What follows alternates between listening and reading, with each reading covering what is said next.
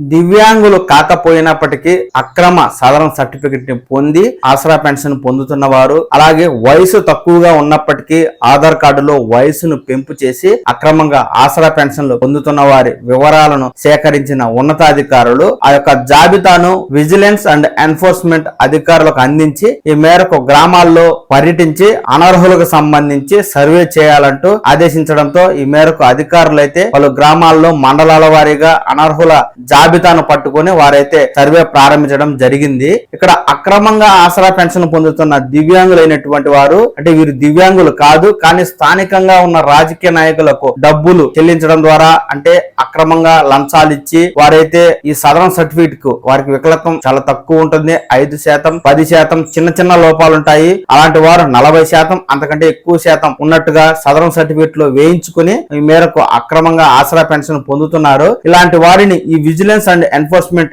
అధికారులు డైరెక్ట్ గా గ్రామాల్లో విజిట్ చేసి పెన్షన్ పొందుతున్న వారి ఇంటికే వెళ్లి ఈ యొక్క సదరన్ సర్టిఫికేట్ మరియు దివ్యాంగుడిని పరీక్షించడం అనేది జరుగుతుంది. ఇక్కడ దివ్యాంగుడికి ఉన్నటువంటి లోపాలు సదరన్ సర్టిఫికేట్ లో ఉన్నటువంటి వైకల్య శాతానికి తేడా అయితే చూస్తారు. ఈ విధంగా తేడా సర్టిఫికేట్ లోను మరియు దివ్యాంగుడి వికలత్వానికి సమానంగా వైకల్యం ఉన్నట్లయితే ఏమి కాదు, కానీ సర్టిఫికేట్ లో ఉన్న వికలత్వ శాతానికి వ్యక్తికి ఉన్నటువంటి వికలత్వ శాతానికి తేడా ఉన్నట్లయితే ఈ మేరకు మీ పెన్షన్ ని తొలగిస్తున్నామంటూ, అంతేకాదు ఆ మేరకు మీరు ఇంతకాలం తీసుకున్న పెన్షన్ ని తిరిగి చెల్లించాలంటూ నోటీసులు ఇచ్చే అవకాశం ఉన్న నేపథ్యంలో గ్రామాల్లో అధికారులు సర్వే చేస్తున్న విషయాన్ని లబ్ధిదారులు తెలుసుకుని భయాందోళనకు గురై ఈ మేరకు ఇళ్లకు తాళాలు వేసుకుని గ్రామాల నుంచి వెళ్లిపోయినట్టుగా కూడా మనకు అయితే తాజాగా వార్త వస్తుందండి. అంతేకాదు ఒక్కొక్క కుటుంబంలో 4, 5 దివ్యాంగులు మరియు వృద్ధాప్య పెన్షన్ ని పొందుతున్నట్టుగా కూడా అధికారులు గుర్తించి ముఖ్యంగా ఇలాంటి వారిని సర్వే చేయడం కోసం అయితే గ్రామాల్లో పర్యటిస్తూ ఉన్నారు. ఇక్కడ ముఖ్యంగా చెప్పాల్సింది ఏంటంటే గ్రామాల్లో ఉన్నటువంటి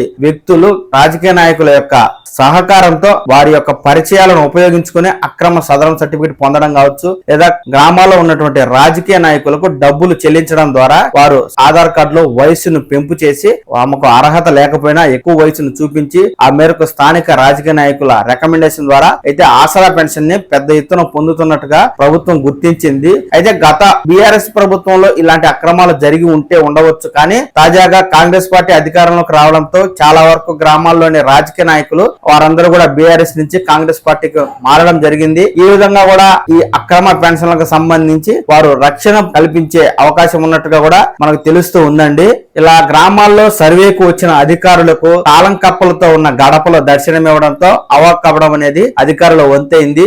చాలా మందికి ఫోన్ చేసినప్పుడు తమకు పెళ్లిల కారణంగా వేరే ఊరు వచ్చామని, తాము వేరే కార్యక్రమం ఉండడం వల్ల ఊరికి రావాల్సి వచ్చిందని, అందువల్ల ఇంట్లో లేమని ఇట్లా సమాచారం అయితే అధికారులకు ఇవ్వడం జరిగింది. దీంతో అధికారులు చేసేదేమీ లేక ఉన్నవారిని సర్వే చేసి వెనుదిరగడం అయితే జరిగింది.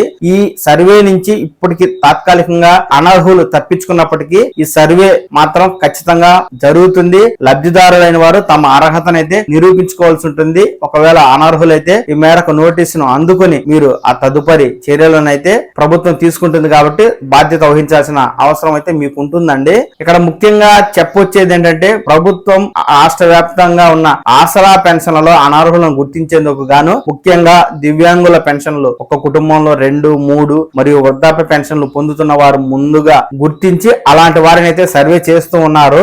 మొత్తంగా రాష్ట్రంలో ఉన్న దివ్యాంగులు మరియు వృద్ధులకు సంబంధించి ఆసరా పెన్షన్లపై సర్వే చేస్తున్న అధికారులు డైరెక్ట్ గా లబ్ధిదారు ఇంటికే వెళ్లి వారికి ఈ అర్హతలు ఉన్నాయా లేదా, ఒకవేళ మీరు ఆధార్ కార్డులో వయసును గనక పెంపు చేసింటే ఎందుకు పెంపు చేశారు, ఏ కారణం చేత ఆధార్ కార్డు వయసు పెంచాల్సి వచ్చింది, మీ దగ్గర ఏమైనా మీ వయస్సు నిర్ధారణకు వ్యాలిడ్ డాక్యుమెంట్స్ ఏమైనా ఉన్నాయా అంటూ కూడా అధికారులు అడుగుతున్నారు. ఇక్కడ ఓటర్ కార్డులో వయసును మార్పు చేసి ఆ తర్వాత ఓటర్ కార్డు ఆధారంగా ఆధార్ కార్డులో వయసునైతే మార్పు చేయడం జరిగింది. ఇలా ఎందుకు చేశారు, ఏ కారణంతో చేశారు, మీ దగ్గర ఏమైనా బర్త్ సర్టిఫికేట్ ఉందా, లేకపోతే 10th ఆ పై క్వాలిఫికేషన్ కలిగిన సర్టిఫికెట్లు ఏమైనా ఉన్నాయా అంటూ అధికారులు అయితే ఆరా తీస్తున్నారండి. ఇక్కడ ఆధార్ కార్డులో వయసు మార్చి తక్కువ వయసు ఉండి ఎక్కువ వయసు చూపించి పెన్షన్ పొందుతున్న వారు మీరైతే ఖచ్చితంగా మీ వయసు నిర్ధారణకు సంబంధించి ఖచ్చితమైన ధృవపత్రాన్ని అధికారులకు చూపించాల్సి ఉంటుంది. అలా చూపించని పక్షంలో మీరు అక్రమంగా ఈ పెన్షన్ పొందుతున్నారని అధికారులు గుర్తించి మీ పెన్షన్ తొలగించడమే కాకుండా ఎందుకు తొలగించకూడదు, నష్టపరిహారాన్ని తిరిగి చెల్లించండి అంటూ నోటీసులు ఇచ్చే అవకాశం ఉన్నట్టుగా మనకైతే తెలుస్తూ ఉంది.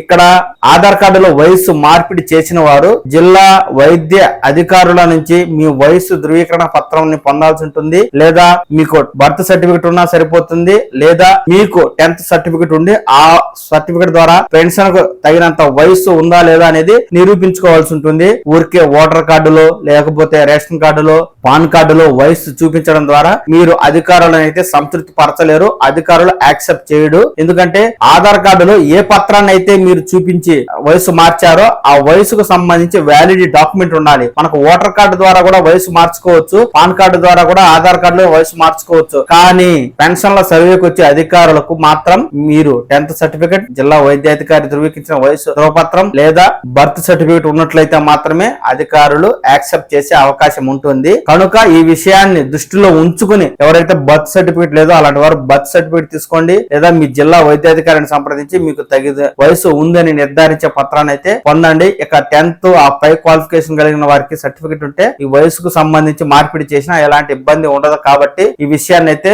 ఆసరా పెన్షన్దారులు గుర్తుంచుకోండి. ఏది ఏమైనా తెలంగాణ ప్రభుత్వం లక్షల సంఖ్యలో ఉన్నటువంటి ఆసరా పెన్షన్దారులను తొలగించడం కోసం గట్టిగా నిర్ణయం తీసుకుని గ్రామ స్థాయిలో ప్రతి లబ్ధిదారుని క్షుణ్ణంగా అయితే పరీక్షిస్తూ ఉందండి. ఒకవేళ మీ గ్రామంలో సర్వే జరిగి ఉంటే మీరు గనక మీ అభిప్రాయాన్ని, మీ అనుభవాన్ని ఇక్కడ కామెంట్ రూపంలో రాయండి. తెలంగాణ ప్రభుత్వం ఈ ఆసరా పెన్షన్ కు సంబంధించి ముందు ఎలాంటి నిర్ణయం తీసుకున్నా, ఎలాంటి తాజా సమాచారం ఉన్నా ఆ సమాచారాన్ని అయితే నేను మీకు తెలియజేస్తూ ఉంటాను. ఈ సమాచారాన్ని మీరు ఈ పవన్ టాక్స్ తెలుగు ఛానల్ ద్వారా చూసి తెలుసుకోవడం కోసం ఈ ఛానల్ అయితే లైక్ చేసి సబ్స్క్రైబ్ చేసుకోండి. నమస్కారం.